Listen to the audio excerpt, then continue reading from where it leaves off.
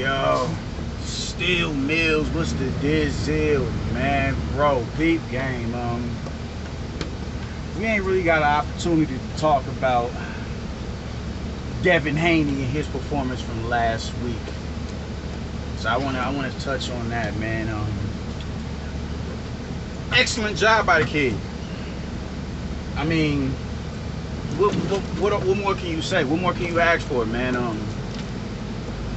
The dude put on an entertaining show, a beautiful performance. I mean, Jesus Christ, we know he doesn't have the biggest snap on his shots. He doesn't have the the biggest impact on his shots. Even with that being said and done, he pushed Linares back. He stepped to him. He didn't stay on the outside and set traps. He didn't stay on the outside, step in with the jab and get right back out. No. He planted his feet and walked forward and backed Linares up a lot. And exchanged. Now, with that happening, he got clipped. Quite a few times. He was getting hit early on. But I made it in my group text. It's a group text that we have with the fighters at my gym, and I literally said the round before it happened, Jorge Linares might land something big out of desperation. And at the end of that round, he landed that sledgehammer right on that kid's chin, and he wobbled back to the corner. And he clinched for the rest of the fight pretty much. Which he was supposed to do to survive. The fact that he got booed for doing, I think, man, y'all dudes be asking for too much, man. Like, it's understandable for the fans. It's understandable why you would boo him. It's understandable because you want to see a motherfucker fight. But half you bitch ass niggas booing ain't. Y'all not lacing up in no ring. Y'all not going to your local gym and getting in there to run that shit with some kids who really know how to put punches together. You're not doing it. So, that shit right there pisses me off. Nonetheless, it was a great performance by Devin Haney, man. That kid is incredible. He's all the hype everybody is, he lived up to the hype that was surrounding him. He put on a really good performance. And he should be commended for that. He should be thoroughly commended for that. That was a beautiful performance from that kid. So with that being said, just, you can't have it both ways, my nigga. Like, you can't want somebody to go in there and fight and engage, and then when he suffers certain ramifications of that action, you chastise him for it. What do you expect to happen when you willingly go into a fucking fight and engage in exchanges? And you're not even a puncher. Linares is a puncher. What the fuck are we doing? Yet and still, he went and he engaged and had success. Got clipped early on in the fight, was getting hit, but gave us what motherfuckers wanted. He showed I can be an entertainer as well. I don't have to fight off of the back foot the whole fight and use my lateral movement and get in and get out. I don't have to do that. I can stand and bang, which I don't think you should do with no punchers. I think, man, you fight from that one how you fought against Jorge Linares prior to you wanting to stand in the pocket. You forced them to come find you, because what you was doing with that in and out movement and that impeccable jab with speed and timing. Some motherfuckers have speed. Most motherfuckers have speed. Some motherfuckers just have timing. He has a combination of both. That was incredible. He's in and out before the dude even throws the punch. Fuck out of here. That was highly entertaining. Fast hands. a really good punch selection, you do what you do early on in the Linares fight. You do that from here on out, because I don't think power is going to be on your side. But with a combination of speed, you can get a motherfucker up out of there. And wearing the motherfucker down, you was in that man's body the whole night. Naturally, as you get older, you're gonna grow. That size is gonna bring, it's gonna bring more power to you. It's just not, it's not at your disposal at the moment. And it may not be even as you start to grow into your body. But he looked incredible in there tonight. Now, I want to really talk about him being exposed, man. Like, exposed is, people tend to take, like, I don't know what world motherfuckers live in where you think a nigga just supposed to go in there and just have a flawless victory. Jorge Linares is a battle-proven 3-division world champion. What the fuck makes you think he was just gonna go in there unscathed? Especially fighting the way that he was fighting. What type of time you niggas be on, bro? Exposed where? He got hit. It's boxing. There's not one fighter I can think of that has not had his chin tested, who has not been hit more than he usually is. That's what happens when you step up in competition. Floyd Mayweather has been hit and technically dropped. Devin Haney if Devin Haney gets hit, he's exposed. I never heard anybody say Floyd was exposed against Shane Mosley. I never heard them say he was exposed against Oscar De La Hoya. You don't hear that. I didn't hear him say he was exposed against but Marcos Maidana. I didn't hear that. He won the fight. He got caught. That's what happens when you fight heavy-handed motherfuckers. What I will say is this, though. I think you need to fight in the same manner you fought in against him throughout, from here on out.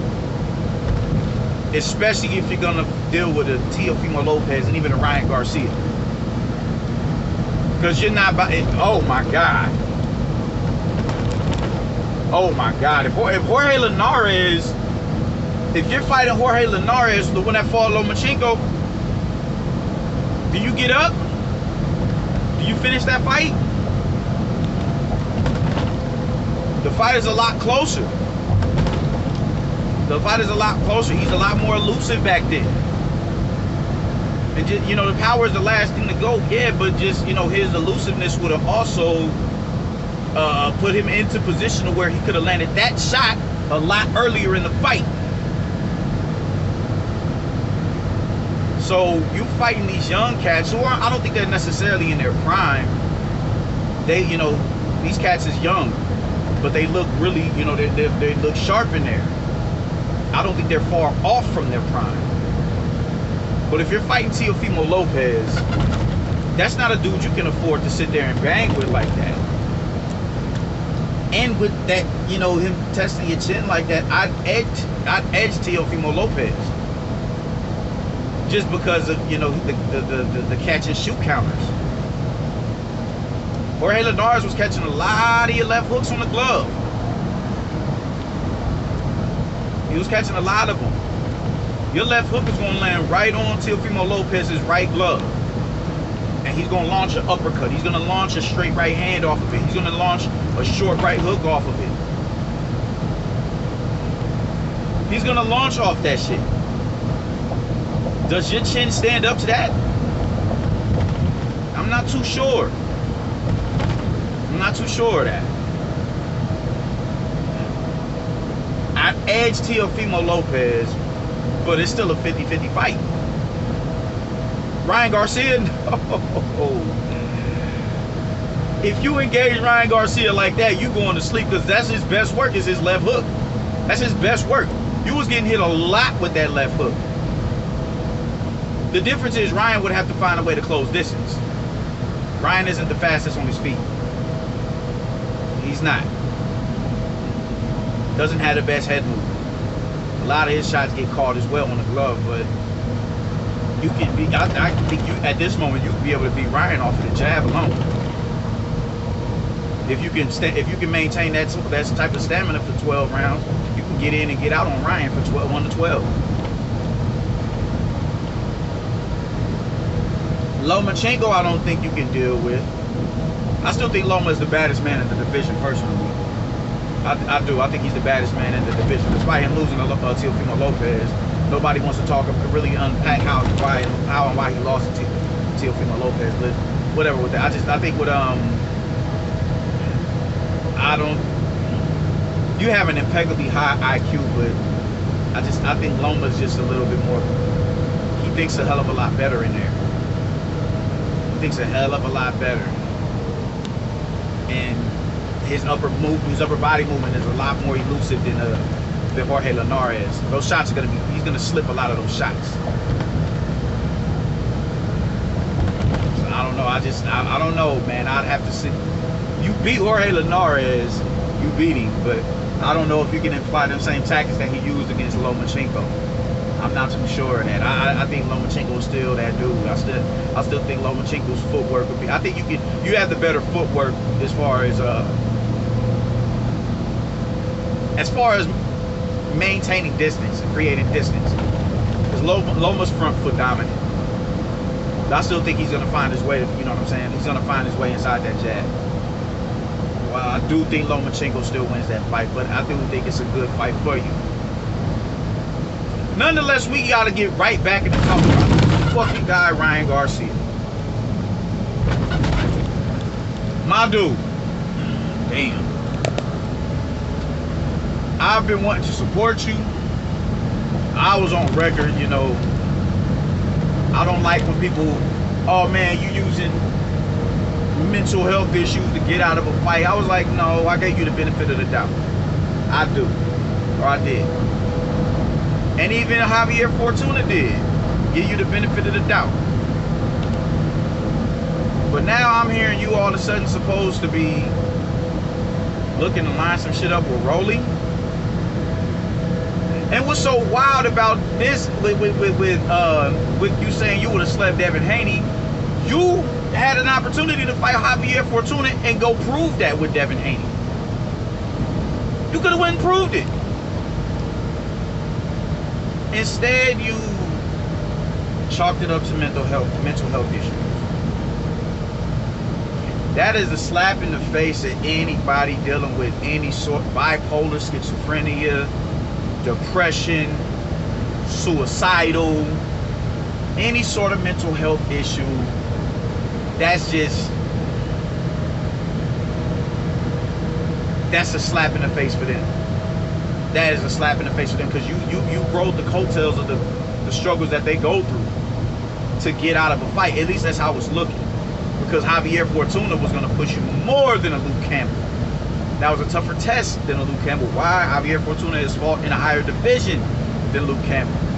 His hands are harder. His work rate alone would have pushed you. Luke Campbell didn't give you the same amount of work rate that he gave Jorge Linares. He didn't give you that work rate. So it was easier for you to get in there and be a little bit more methodical in your attack, your approach.